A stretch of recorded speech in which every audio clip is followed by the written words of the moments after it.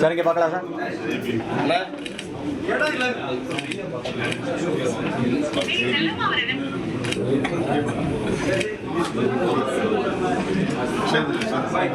சேர்ந்துலுங்க sir, கொஞ்சம் இப்படி கொஞ்சம் மொபைல் இங்கே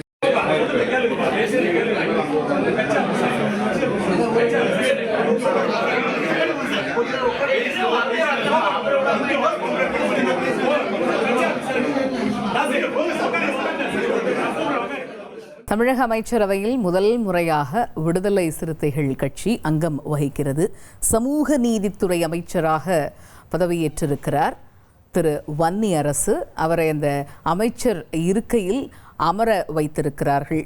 அந்த காட்சிகளை நம்ம இப்போ பார்த்தோம். அந்த அமைச்சர் இருக்கையில் அமர வைக்கிறதுக்காக அவருடன் திரு தொல் திருமாவளவன் அவர்கள், திரு சிந்தனை செல்வன், திரு ரவிக்குமார், திரு ஆதவர்ஜுனா உள்ளிட்டோர் அந்த இருக்கையில் அமர வைக்கும்போது அருகில் நின்றிருந்தார்கள் அப்படிங்கிற அந்த காட்சிகளை நம்ம பார்த்தோம். முதல் முறையாக அமைச்சரவையில் அங்கம் வகிக்கிறது விடுதலை சிறுத்தைகள் கட்சி. கூடுதல் விவரங்களை செய்தியாளர் பாஸ்கர் விவரிக்க கேட்போம். Over to you Bhaskar. தமிழக முதலமைச்சர் முன்னிலையில ஆளுநர் மாளிகையில் இன்று நடைபெற்ற பதவியேற்பு நிகழ்ச்சியில சமூக நீதித்துறை அமைச்சராக வன்னியரசு அவர்கள் பதவியேற்று அவருக்கான இலாக்காவும் ஒதுக்கப்பட்டிருந்தது. ஆதிராவிடர் நலத்துறை மற்றும் பழங்குடியினர் நலத்துறையும் சமூக நீதித்துறை என்ற அடிப்படையில சமூக நீதித்துறை அமைச்சராக வன்னியரசு அவர்கள் பதவியேற்றிருக்கிறார்.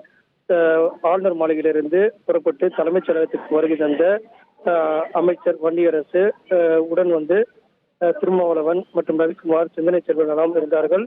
அமைச்சர் ஆதவர்ஜுனா அவர்கள் அமைச்சர் வன்னியரசை தமிழக முதலமைச்சருடைய அறைக்கு அழைத்து சென்று அங்கு வந்து நீண்ட சந்திப்பு என்பது நடைபெற்றது. அமைச்சர் வன்னியரசு இருந்தார், புதிய அமைச்சர் ஷாஜகான் இருந்தார் மற்றும் திருமாவளவன், ரவிக்குமார், சிந்தனை செல்வன் ஆகியோரெல்லாம் தமிழக முதலமைச்சரும் நீண்ட நேரம் பேசிக் கொண்டிருந்தார்கள்.